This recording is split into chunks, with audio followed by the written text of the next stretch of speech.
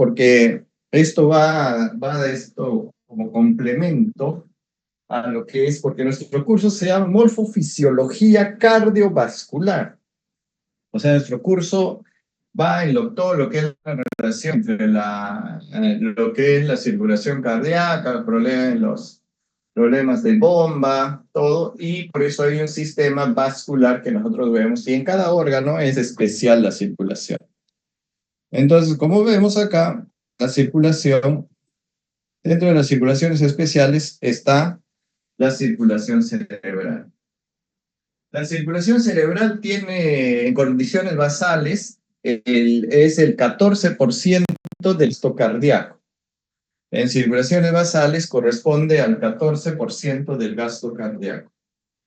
Entonces, como corresponde al 14% del gasto cardíaco, esto puede aumentar o variar de acuerdo a las necesidades metabólicas, ¿no?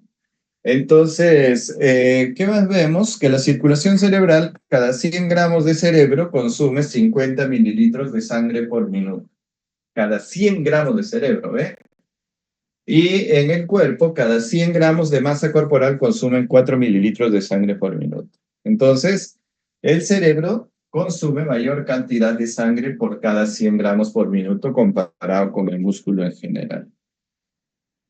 El cerebro del hombre representa el 2% de su peso corporal, pero resulta ser considerado uno de los órganos nobles. Nobles. O sea, ¿qué significa ser considerado un órgano noble? Es que es un órgano que tenemos que resguardar y tenemos que mantener su flujo constante. 14% del gasto cardíaco en condiciones basales y consume el 20% del oxígeno.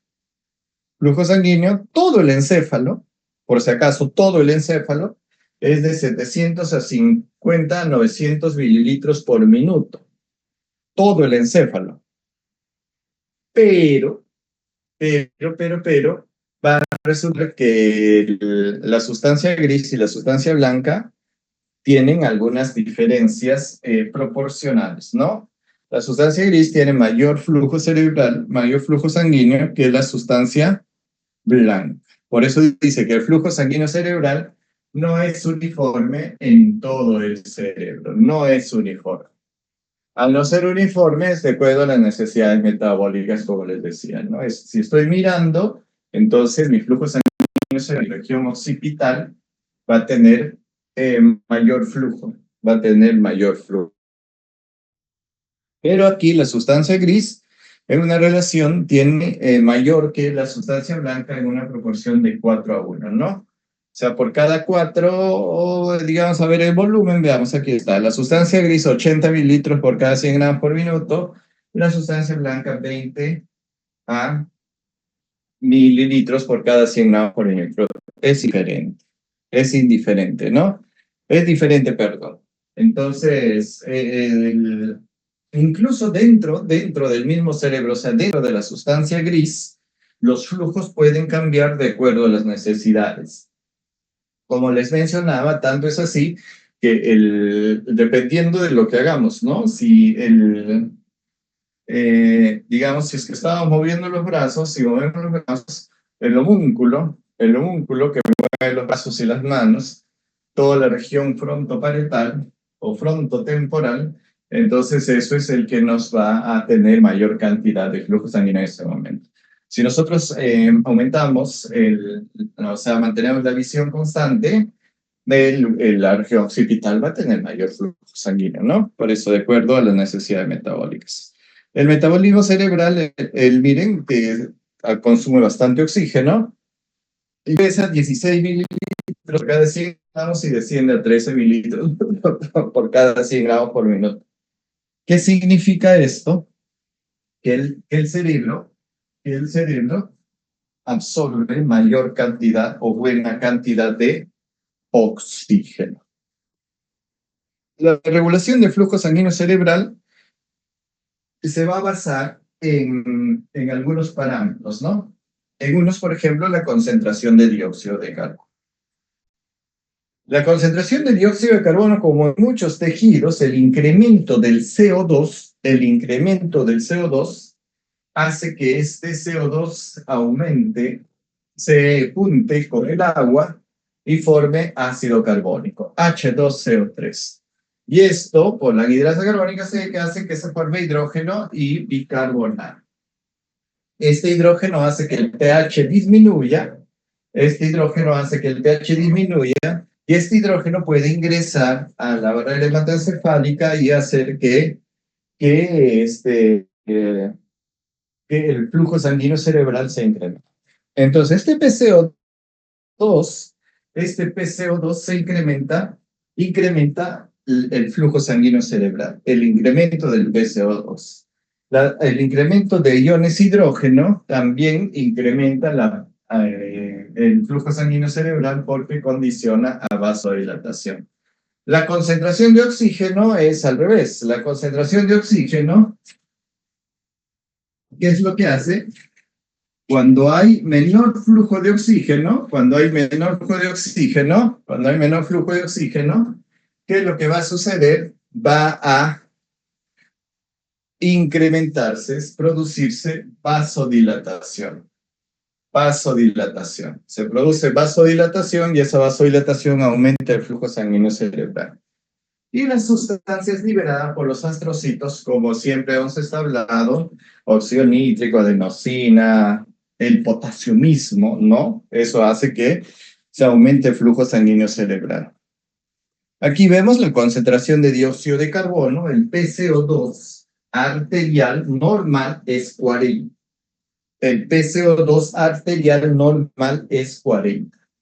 Si este PCO2 se incrementa, o sea, el PCO2 arterial 40, y el flujo sanguíneo cerebral va a ser como 1. El PCO2 40 y el flujo va a ser como 1. Pero, ¿qué es lo que sucede si el PCO2 arterial se incrementa? Se va a incrementar el flujo sanguíneo cerebral. ¿Ya? Con respecto a lo normal, se incrementa. Entonces, ¿qué es algunas conclusiones que decimos? El flujo sanguíneo cerebral cambia 1 a 2 mililitros por cada 100 grados de minuto por cada milímetro de mercurio en el valor del PCO2 por fuera del rango normal. Entonces va a cambiar, se va a incrementar el flujo sanguíneo cerebral por cada 100 gramos por minuto de acuerdo a que se incrementa la presión de CO2. Entonces aquí teníamos el CO2 que se junta con el agua y se forma el ácido carbónico. Entonces aquí actúa el ácido carbónico, se pasa bicarbonato de hidrógeno y el hidrógeno produce vasodilatación cerebral. Entonces los cambios en el PCO2 provocan grandes cambios en el flujo sanguíneo cerebral por la alteración del pH. Entonces a mayor cantidad o a mayor concentración de hidrógeno, hay menor pH. A mayor concentración de hidrógeno, menor es el pH. Entonces, ¿qué podríamos decir algunas cosas? A mayor concentración de PCO2, hay mayor concentración de hidrógeno y en consecuencia, mayor vasodilatación. Y de aquí podemos sacar otra máxima. A mayor concentración de CO2, mayor vasodilatación. ¿Listo, ve? Entonces, eso es lo que sacamos. La falta de oxígeno como regulador del flujo sanguíneo cerebral causa vasodilatación casi inmediatamente. Entonces, ¿en qué momento puede disminuirse la necesidad de oxígeno? Las necesidades de oxígeno, no es que van a disminuir la necesidad de oxígeno, no, la falta de oxígeno. Por ejemplo, hay un trombo en una arteria cerebral. Póngase, hay un trombo en una arteria cerebral. Esta arteria cerebral, ¿qué es lo que va a ocasionar? Va a ocasionar que disminuya el flujo sanguíneo cerebral en el lado donde se ha producido el trombo, ¿no? En ese extremo distal al trombo, va a disminuir la concentración de oxígeno.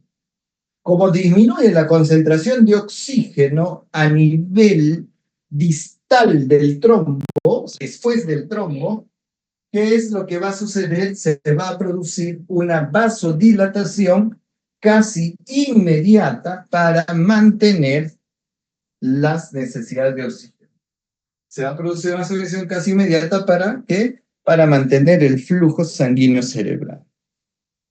El descenso en la presión de oxígeno del cerebro por debajo de unos 30 incrementa el flujo sanguíneo cerebral.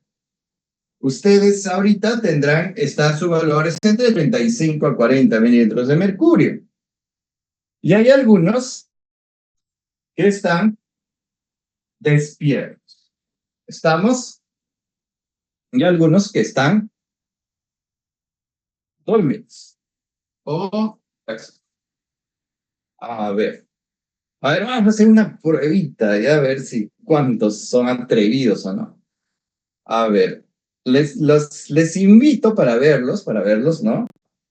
Que prendan su cámara los que están convencidos que están en clases. Los que no, les dan, no es lo mismo. Solo los que están convencidos que están en clase van a prender sus camaritas, ¿ya? Los que no, no. ¿Ya? Los que no desean, no desean, ¿ah? No hay problema. ¿Ninguno? Ya, muy bien, Livni, muy bien, Valladares, está bien, qué gusto. ¿Quiénes más? Ya. Ya, muy bien. Los que estén convencidos, por favor, van a prender sus cámaras. ¿Ya? Ya. Los que no, no hay problema. Los que no, no hay problema. ¿Ya? Los que no, no hay problema. Los que están ahí convencidos de la clase, ya, ya. Entonces, hasta el final quiero verlos a ver, ya. Los que no, no hay problema. Entonces, ¿qué es qué dice en el chat? Dios mío. Yo sí estoy presente, de la Cruz dice, no, no sé si estarás presente de la Cruz, pero no te veo, yo estoy con la lámina ahí. Solo les invito a que quiero verlos también. Sí están, pero hay que ver si están, porque no me están durmiendo ahorita. Descenso de la presión, entonces unos 30 milímetros de mercurio, ¿ya?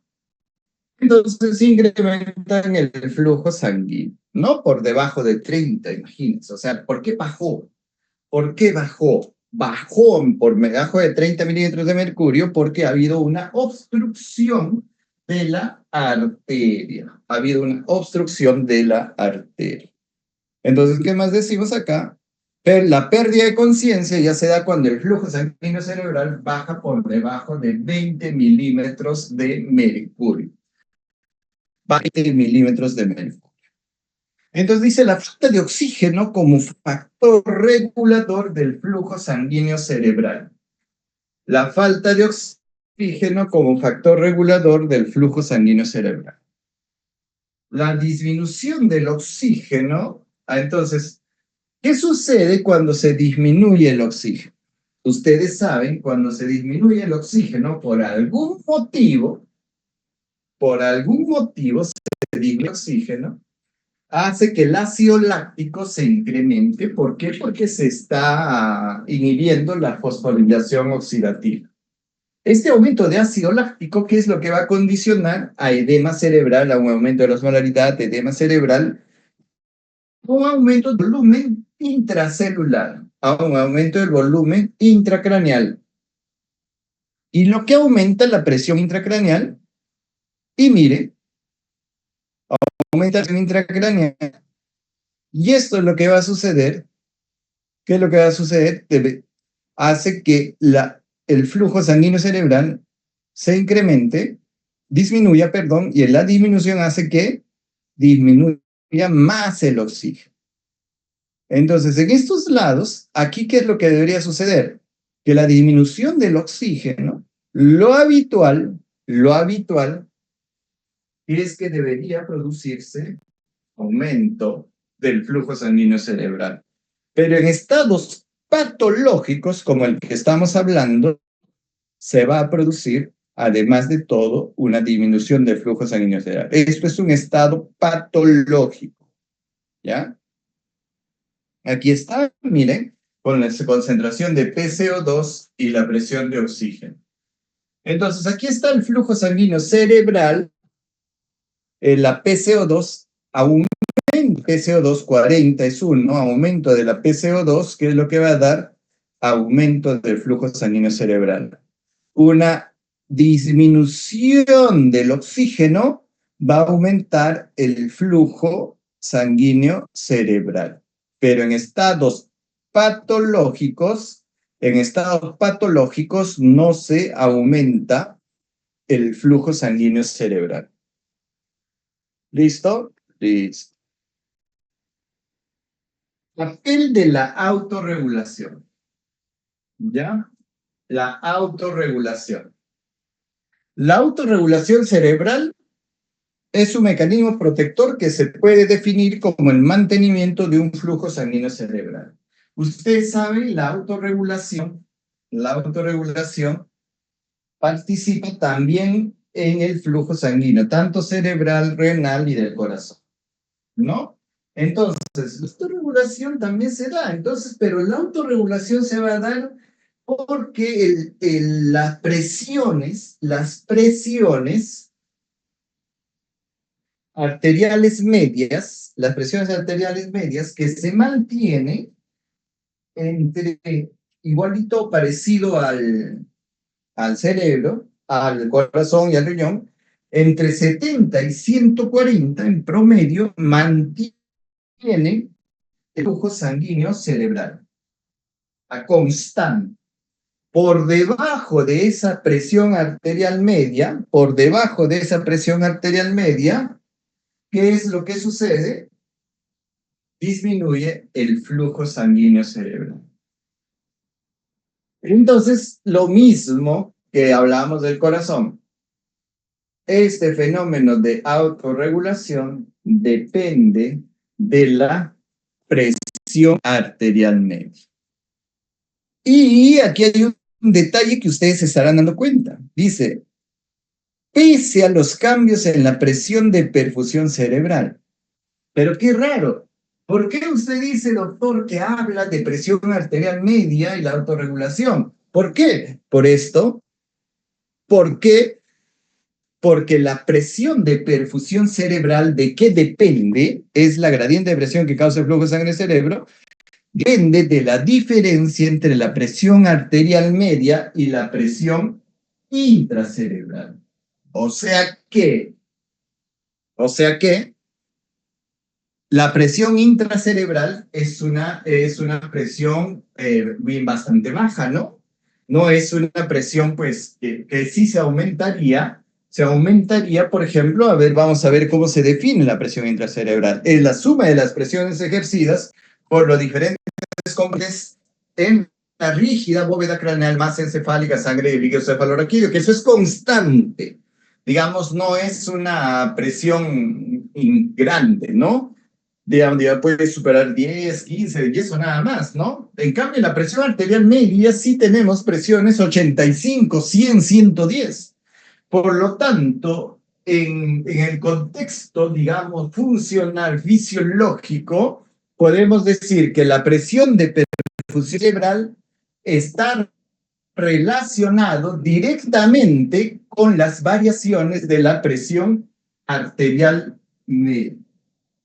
Entonces, la presión de perfusión cerebral está relacionado casi directamente con las variaciones de la presión arterial media. ¿Ya? ¿Me entienden? O sea, digamos, la presión cerebral digamos, no es, digamos, fisiológicamente. Ojo, ojito, en un corazón, perdón, en un cerebro sano.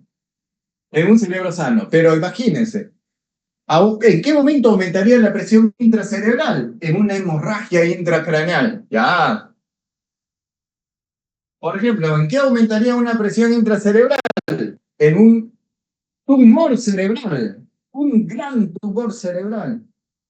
Aumenta la presión intracraneal. Por lo tanto, la diferencia entre la presión intracraneal, la presión anterior y la presión intracraneal se acorta.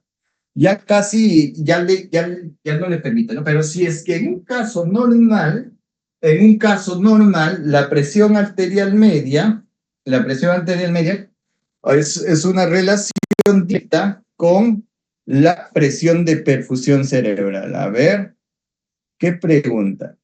¿En una crisis hipertensiva puede aumentar? No. En una crisis hipertensiva lo que aumenta es la presión arterial media. Pero, por ejemplo, si ustedes tienen una crisis hipertensiva de 160/90, la presión de perfusión cerebral, ¿cómo varía?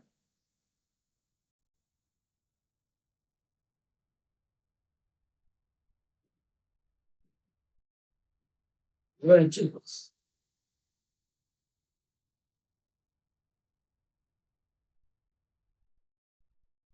No vale mucho porque la presión arterial media está en 110 aproximadamente y es un valor normal. No pasa nada, ¿no? Claro, porque la presión media está en un valor normal. Autorregulación. ¿Estamos? Me han entendido, ¿no?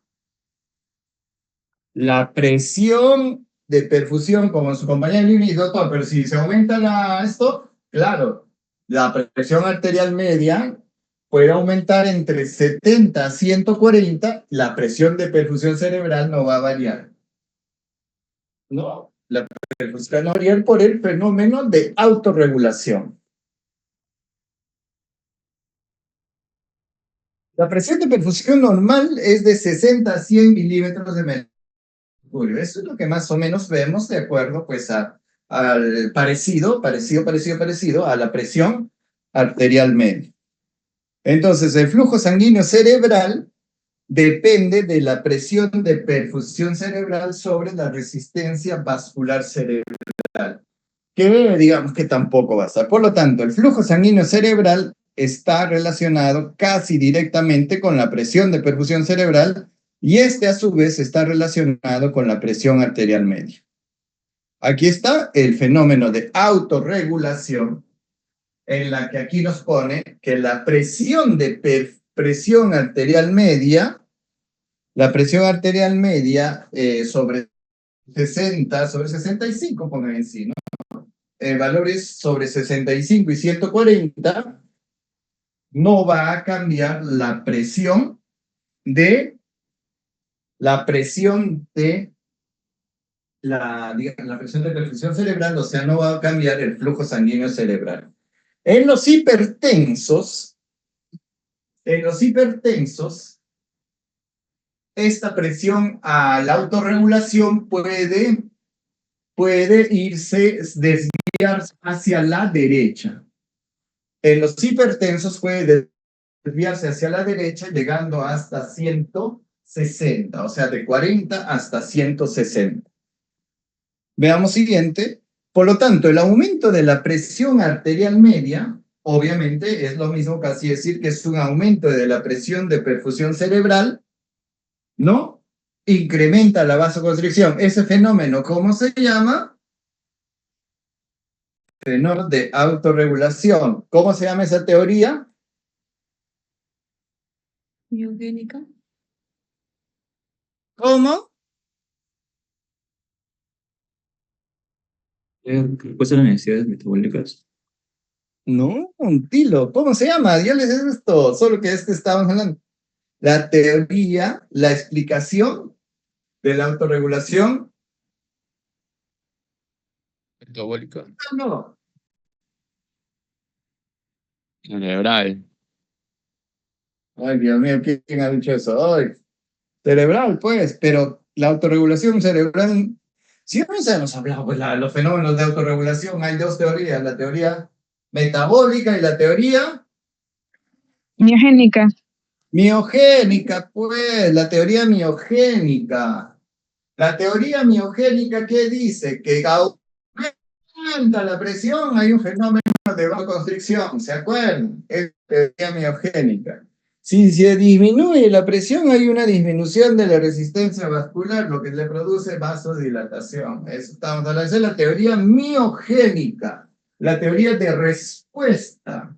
Ya, pues, aquí tienen su día mañana, creo que es el examen de eso. Recordar siempre, en presencia de acidosis, o sea, mayor cantidad de hidrógeno, por ejemplo, acidosis causadas por traumas, hematomas, infecciones, se pierde la autorregulación y aumenta el flujo sanguíneo cerebral, llevando a un aumento de la presión intracerebral por edema que empeora la acidosis. Entonces, fíjense, los traumas, todo. Trauma cerebral, usted, se golpea en la cabeza, hay edema cerebral. Este edema cerebral condiciona una pérdida de la autorregulación por edema cerebral. Se pierde la autorregulación y se produce mayor edema cerebral que empeora la acidosis. El flujo sanguíneo cerebral y la actividad metabólica cerebral. La tasa metabólica cerebral, la TMC, disminuye durante el sueño y la sedación. Ya, entonces ustedes se duermen, no piensan en nada, no piensan en el examen, no piensan en nada y se quedan dormidos. Y pues el flujo sanguíneo cerebral es en su estado basal, 14%, listo, no necesito más. Y se incrementa durante la activación neuronal. Entonces, ¿qué es lo que sucede cuando ustedes se ponen a leer? Ustedes se ponen digamos, a escribir, a leer, ¿no? Entonces, ¿qué va a suceder? Va a aumentar su tasa metabólica cerebral. Y por consecuencia se incrementa el flujo sanguíneo cerebral como un mecanismo de retroalimentación positiva. O sea, ¿qué significa? A mayores necesidades metabólicas, mayor flujo sanguíneo cerebral. Retroalimentación positiva. Mecanismos que regulan el flujo sanguíneo cerebral, la tasa metabólica cerebral, la presión arterial media, la concentración de CO2, la tensión de oxígeno, lo que le hemos estado viendo, ¿no? Entonces, las necesidades metabólicas. La temperatura y el flujo sanguíneo cerebral. La hipotermia disminuye la tasa metabólica cerebral y a su vez el flujo sanguíneo cerebral. La hipotermia.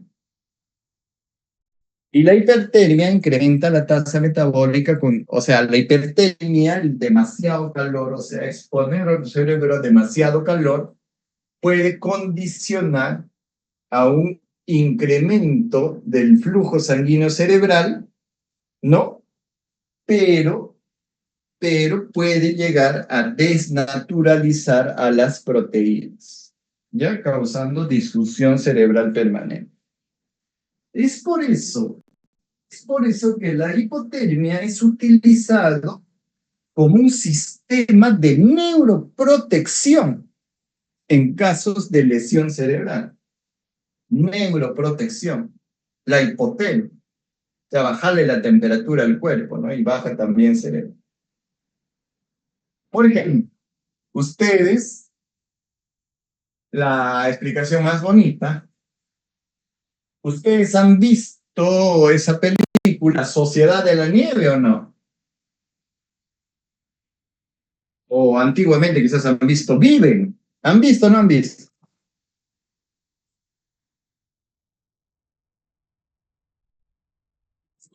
Sí, doctor. No.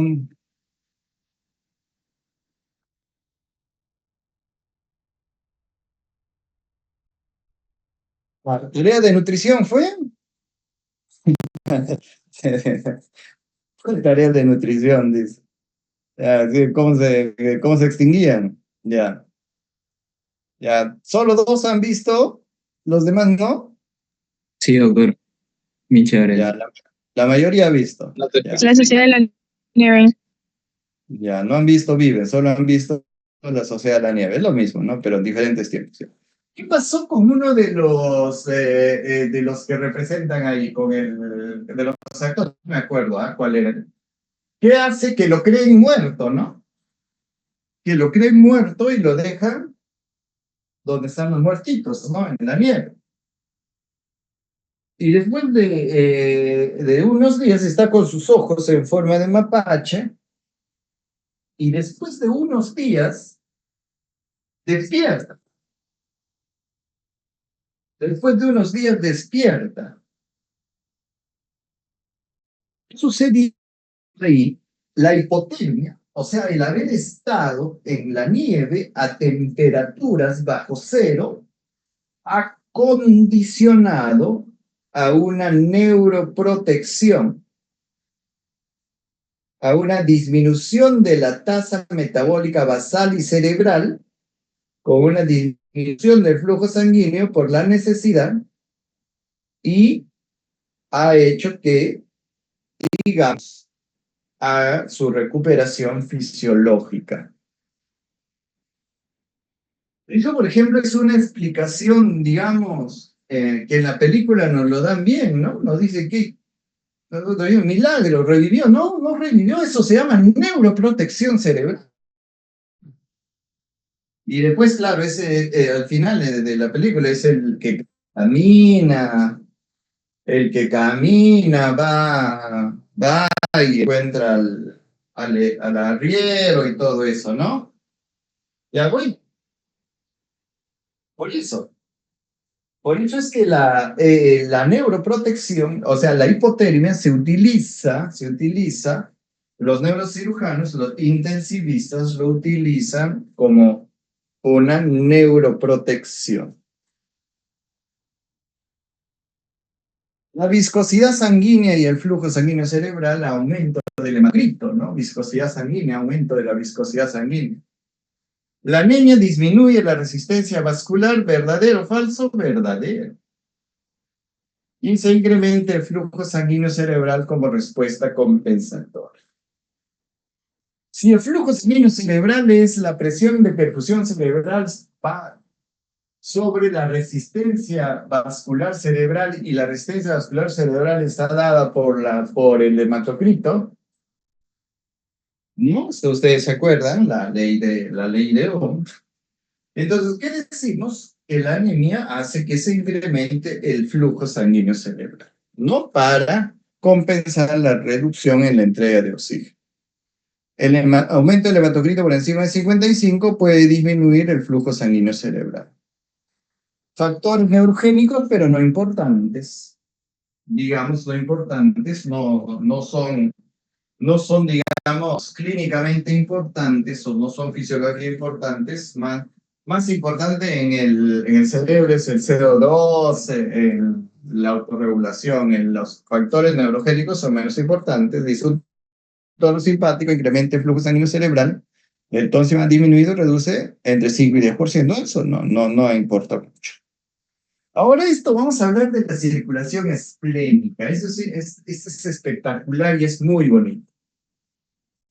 Es muy espectacular y muy bonito porque la circulación esplénica es una circulación, el que va a estar dado porque va a estar dado por el tronco celíaco. El tronco celíaco da la arteria esplénica. ¿No? Da la arteria esplénica. El vaso es un órgano abdominal que lo vamos a encontrar en el hipocondrio izquierdo, ocupando lo que conocemos como el espacio de Traube. Está determinado, está clasificado dentro de los órganos linfoides capsulares. Está clasificado dentro de los órganos linfoides capsulares. Y es uno de los órganos linfoides más grandes. Su peso es de aproximadamente 175, 200 gramos y mide de 7 a 11. Tiene un flujo de 250 a 300 mililitros que corresponde aproximadamente a 4% del gasto cardíaco. Tiene dos funciones. Una función que le vamos a llamar una función hemocatética y una función inmune. Una función hemocatética y una función inmune. ¿Ya? Entonces, ¿qué hacemos? Aquí está la circulación esplénica. Está en relación en el hipocondrio izquierdo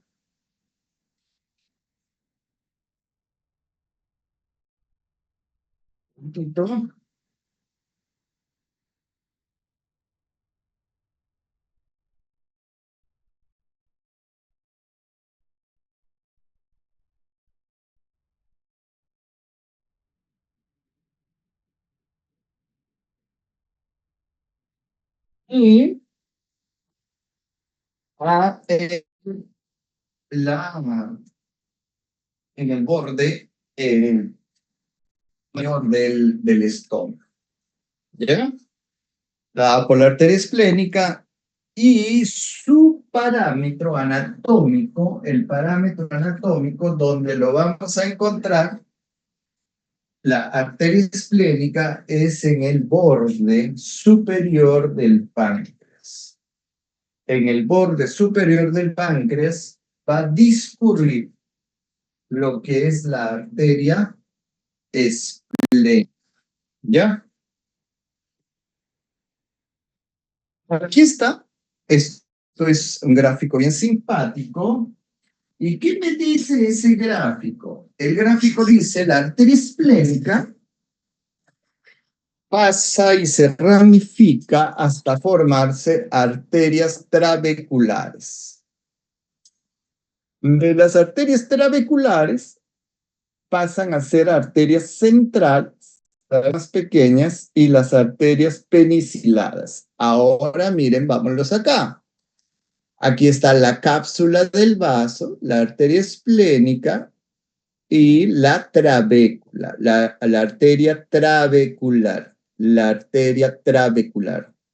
Y de la arteria trabecular va a salir una arteria que va a estar acá, bordeada de tejido, por eso se llama arteria central, y las arterias cada vez más pequeñitas se llaman arteriolas peniciladas.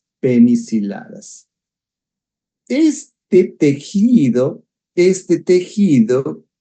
que está alrededor, de la arteria central, este tejido que está alrededor de la arteria central, se le llama pulpa blanca. Y todo lo que está alrededor de lo que es terminando las arterias peniciladas, ¿no? Las arterias peniciladas, el sinusoide venoso, todo esto se le va a llamar la pulpa roja, ¿no? Entonces, el vaso está dividido en lo que es la pulpa blanca y la pulpa blanca está alrededor de la arteria central. Acá lo vemos acá, la estructura del vaso, la pulpa blanca, la arteria trabecular y aquí está la arteria central. ¿Ves? Sigan el puntero, la arteria central y este moradito que ven acá es la pulpa blanca. La pulpa blanca es, digamos, tejido linfoide que puede estar difuso, o pueden estar tejidos linfoides organizados en forma de folículos. Acá, por ejemplo, ¿no? En forma de folículos, ¿ya? En forma de folículos. Esto es la pulpa blanca. La pulpa blanca. Aquí están folículos esplénicos, ¿ve? Folículos esplénicos y en este moradito, aquí lo que nos dice, ¿no? Difusos o primarios alrededor de la arteriola central. Alrededor de la arteriola central. Y los secundarios Y los secundarios son los folículos esplénicos. Es la pulpa blanca. O sea, es la pulpa blanca está encargado de todo la función de defensa, ¿no? O sea, la función inmune. Aquí está la pulpa roja. Aquí miren cómo termina la arteria central, las arterias peniciladas, aquí está la trabécula, la arteria trabecular, la arteria esplénica, la arteria trabecular, las arteriolas centrales, y todo esto, aquí están los cordones esplénicos, o sea, el tejido, que está fuera de la pulpa blanca, cordones esplénicos, los sinusoides venosos, que van a formar después las venas centrales, trabeculares y la vena esplénica. Y entonces aquí estos sinusoides venosos y los cordones esplénicos, todo esto va a ser la pulpa roja. Todo esto va a ser la pulpa roja. Y es en esta pulpa roja, donde se va a producir la función de filtrado. Esa función de filtrado también se le llama hemocateresis. Esa función de filtrado también se llama hemocateresis. ¿Ya? Y es el lugar donde maduran los monocitos. Entonces, la circulación esplénica se va a dividir en dos. Una circulación esplénica abierta y otra cerrada. La circulación esplénica abierta se da en los seres humanos, o sea, se da en los animales superiores. Y la circulación cerrada se da en los animales inferiores, ¿ya? En este perrito, en el anterior, ¿no? En los monitos. Entonces, ¿cómo es la circulación abierta y cómo es la circulación cerrada? Aquí vemos la circulación abierta, aquí está la arteriola central, esto es la pulpa blanca, y aquí están las arterias peniciladas, miren cómo terminan, y aquí está lo que llamamos, hemos llamado, aquí en este momento, vamos a ver, acá hemos llamado los cordones esplénicos. Acá están todos estos los cordones esplénicos, que es tejido, y miren, la circulación abierta, ¿qué significa? Que las arteriolas, ¿qué es lo que hacen? ¿Qué hacen? Dejan la sangre, no se continúa la sangre, o sea, en una vena, ¿no? Sino derraman, digamos, la sangre en los cordones esplénicos, en el tejido esplénico. Entonces, esa sangre retorna por los sinusoides venosos esplénicos, retorna hacia la vena, ¿ya? Por eso es circulación abierta. La otra es la circulación cerrada. La circulación cerrada, no hay un contacto de la sangre con los cordones esplénicos y se va de frente ¿hacia dónde? Hacia los sinusoides esplénicos venosos y se continúa. Por lo tanto, esto lo que ven acá se llama circulación abierta y esto lo que ven acá, cuando hay una continuidad, es circulación cerrada. Aquí lo vemos, aquí están las arterias peniciladas y acá es la circulación cerrada, pues no. La circulación abierta, acá mira cómo derrama su sangre sobre el parénquima y de ahí entran. Aquí lo vamos a ver mejor. Aquí está la circulación abierta. Miren qué bonito, las arterias peniciladas. Y la sangre, los glóbulos rojos, las plaquetas, los leucocitos, todos aquí están. en el parénquima esplénico, en el cordón esplénico. Y es en este cordón esplénico, ¿qué es lo que sucede? Existen los monocitos o los macrófagos que censan. A ver, dicen, a ver, ven al glóbulo rojo, viejito. ¿Cuántos? A ver, tu edad, 120 días. ¡Guau! Lo fagocita. Más joven lo dejan pasar en el cordón esplénico. Igual las plaquetas, ¿cuántos días tienes? Tengo 10 días. ¡Guau! Lo fagocitan. El resto lo deja pasar. Aquí está, mire, una circulación abierta. Aquí está censándose todo. Censándose todo. Y miren lo que pasa acá. Los que los dejan pasar y no son fagocitados, miran, acá hacen un cambio estructural en su forma del eritrocito y pasa por el sinusoide. Pasa por el sinusoide. Mira cómo está pasando. Qué bonito, ¿no? Cómo pasa por el sinusoide.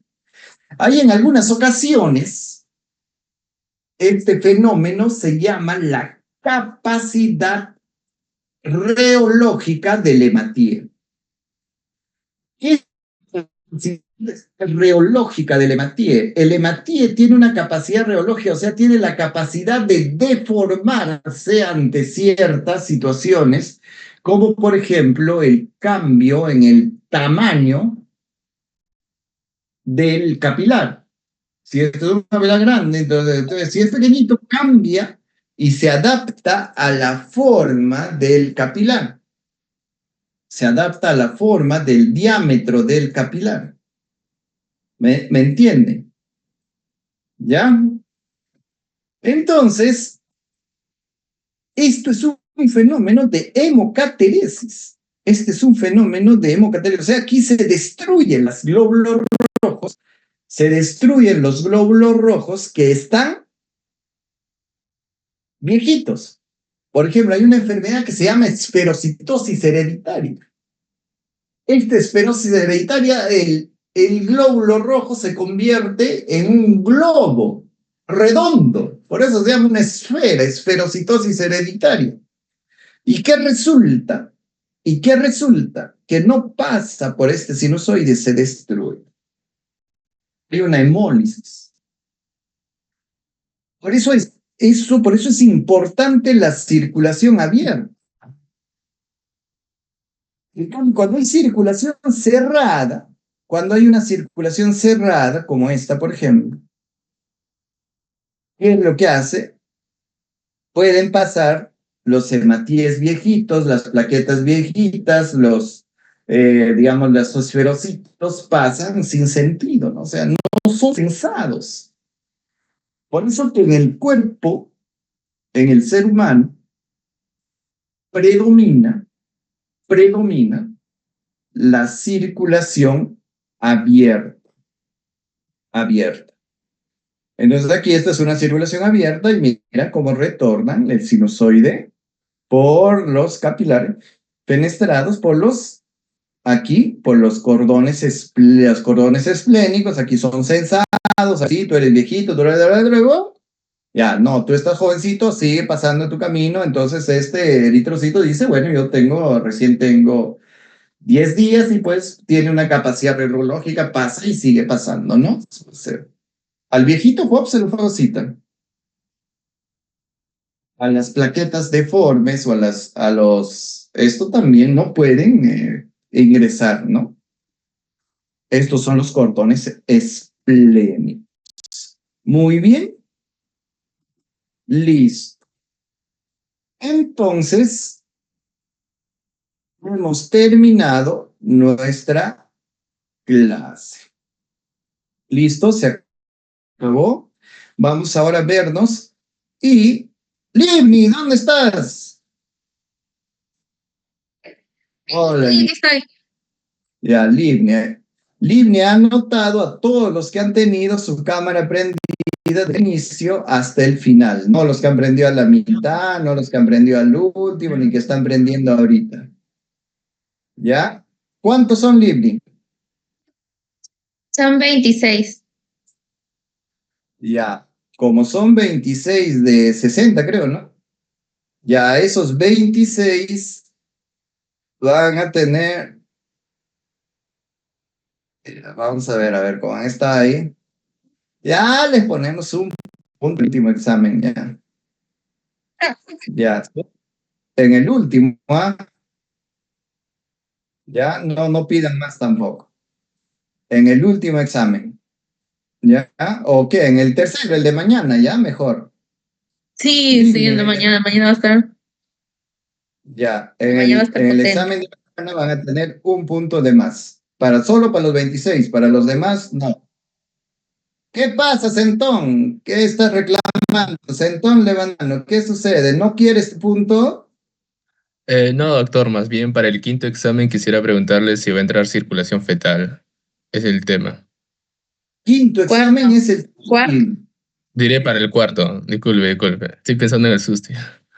Está bien, Centón, no te preocupes, yo sé tu preocupación, quizás ya vas pasando, ¿no? A ver, Centón, ¿cómo se preocupa por el quinto examen? Que ustedes ni se preocupan.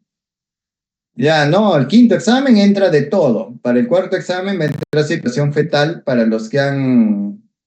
El día, por eso la exposición va a ser el día, Domingo, doctor. claro, el día domingo nos vamos, ahí ya no hay premio, ya, porque todo el mundo va a prender su cámara, pues ya. Ahora ya no se lo imaginaban eso, ¿no? Por eso yo les pedí. Listo. Ya, entonces mañana los que han prendido su cámara empiezan con un punto. Los demás ya fueron. Ya, chao, nos vemos. Sigan estudiando. Mañana a las 4 en punto de la tarde. Chao, chao. Gracias, doctor. Hasta luego. No, doctor.